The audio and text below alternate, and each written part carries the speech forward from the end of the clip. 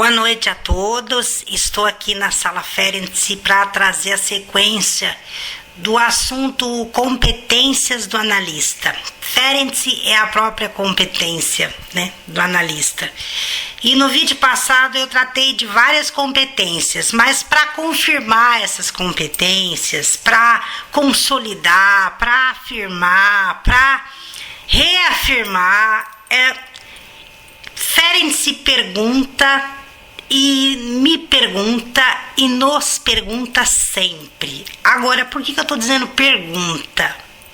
Porque como eu ensino para os meus alunos em sala de aula, é necessário o teórico estar aqui no nosso tempo, ele está aqui com a gente. Então, Ferenc não foi e não será. Ferenc é, assim como a própria psicanálise.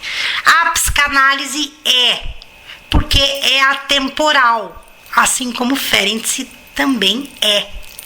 E ele gosta de dizer, Ferenc é.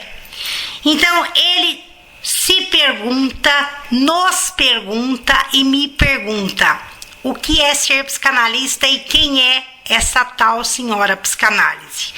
Obviamente, ele foi muito criticado por fazer essa pergunta, porque Ferenc é criticado simplesmente por ser Ferenc. Então já começa daí. Mas o que é ser psicanalista? Para os psicanalistas que têm 50 anos de carreira, ou para aqueles que estão cursando psicanálise, que cursam psicanálise agora e que estão em formação, ser psicanalista é ser, estar e manter-se psicanalista, a partir de todas as competências que eu trouxe no vídeo passado e de tantas outras que eu vou voltar a tratar aqui com vocês. Mas ser, estar e manter-se analista e ser psicanalista é cumprir o tripé. O que é o tripé? Freud iniciou a psicanálise com o estudo teórico, o estudo da própria teoria. Ele precisa clinicar, ele precisa ter clínica, estar na clínica para montar a tópica psicanalítica, para montar a teoria. Então, não é a teoria que faz a clínica, mas é a partir da clínica que eles faziam teoria. Isso é Ferenc, Freud. Então, é a clínica que faz a teoria e não a teoria que faz a clínica. Isso já é ser psicanalista. Então, quando eu decido uma teoria, quando eu abraço um teórico, como a gente costuma dizer, quando eu me visto de um teórico e me revisto, eu já estou decidindo a minha clínica. Então, uma coisa puxa a outra. A clínica faz a teoria, é a partir da clínica que a gente teoriza. Então, isso também é ser psicanalista. Então, o tripé, que todo psicanalista sabe o que é, ou deveria saber: estudo teórico. Freud começa a estudar a psicanálise e a fazer psicanálise a partir de 1893, com o estudo das histéricas, juntamente com Breuer e Charcot. Então, estudo teórico. Mas, em 1920, com o movimento psicanalítico em efervescência, Ferenc é o psicanalista que mais se preocupa com a formação do analista. Aquele que é candidato a ser analista. Nós estamos fazendo o curso. Ele se preocupa muito com essa transmissão da psicanálise, com esse curso de psicanálise que nós fazemos. Tanto é que foi ele que sugeriu a Freud: vamos espalhar a psicanálise pelo mundo. Então, a transmissão da psicanálise, aulas de psicanálise, porque eles não eram pedagogos, então eles falam em transmissão.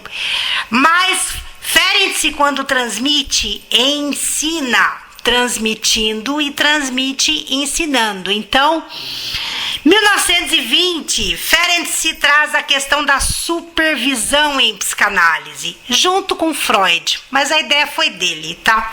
Tanto é que para os estudantes de psicanálise de plantão e para os psicanalistas, vale a informação de que a senhora Melanie Klein foi analisando a aluna e supervisionando a de Ferenc. Isso não é pouco, tá?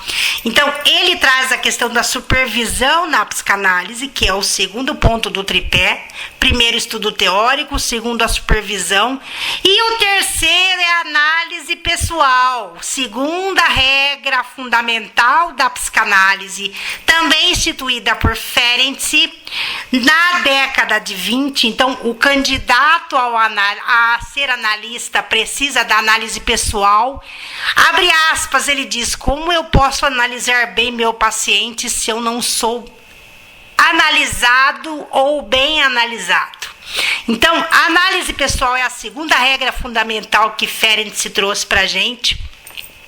A segunda regra fundamental da psicanálise. A primeira regra fundamental é a associação livre em Freud. Quer dizer, a regra constitui no seguinte: associação livre é falar para o paciente assim: fale o que lhe vier à cabeça sem censura, fale tudo que você quiser, fale o que estiver vindo na sua cabeça nesse momento. Isso é associação livre de ideias. E Ferenczi completa com a análise pessoal do candidato a analista. O aluno de psicanálise tem que fazer análise pessoal, e também o psicanalista que tem 50 anos de carreira também tem que fazer. Agora me perguntem: os psicanalistas que são velhos de carreira fazem análise pessoal? Duvido. Os psicanalistas que são velhos de carreira fazem supervisão de caso? Duvido. Porque não fazem mesmo, tá? Mas é uma questão que é constitutivo para que o analista seja analista. Então, o que é ser psicanalista? A senhora psicanálise, que ele pergunta quem é essa tal senhora psicanálise, como eu falei para vocês, ela é atemporal, porque ela está aqui hoje na sociedade contemporânea, em que Ferenczi é o pai da psicanálise moderna, porque trouxe o lugar da mãe na psicanálise, deu um lugar para o materno tem um lugar na psicanálise. A psicanálise freudiana é paterna, tá? E Ferenczi trouxe o materno para a psicanálise, por isso que ele é o pai da psicanálise contemporânea, da psicanálise moderna. Aliás, todos os temas que Ferenczi traz na sua tópica, na sua obra, são os temas com que a gente trabalha hoje na psicanálise contemporânea. Nós não teríamos psicanálise para trabalhar se não fosse os temas de Ferenczi. Eu vou deixar no suspense e trazer aqui num vídeo para falar sobre isso. Então, o que é ser psicanalista? Cumprir o tripé e as competências do analista em Ferenczi. E a senhora psicanálise é atemporal, ela está aqui, ela está com a gente hoje, nós somos psicanálise, porque nós somos psicanalistas. Então, essa é a reflexão. Agora, se vocês perguntarem para mim: Val, o que é ser psicanalista para você? É ser Sandor Ferenczi. Quem é essa tal senhora psicanálise para você? É a psicanálise de Ferenczi em Ferenczi. Como interlocutora dele e pensadora, eu só posso responder isso, tá?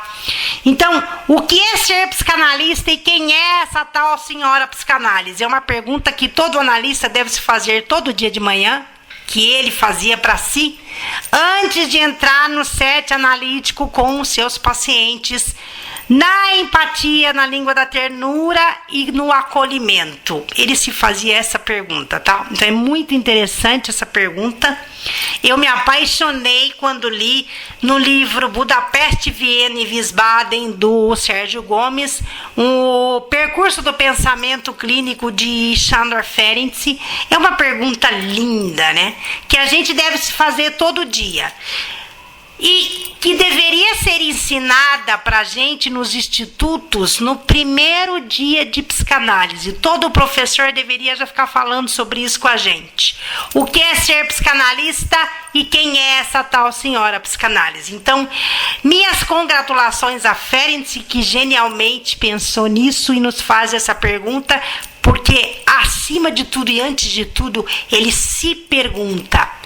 Porque Ferenczi ensina, Ferenczi nos ensina o que é ser psicanalista e quem é essa tal senhora psicanálise.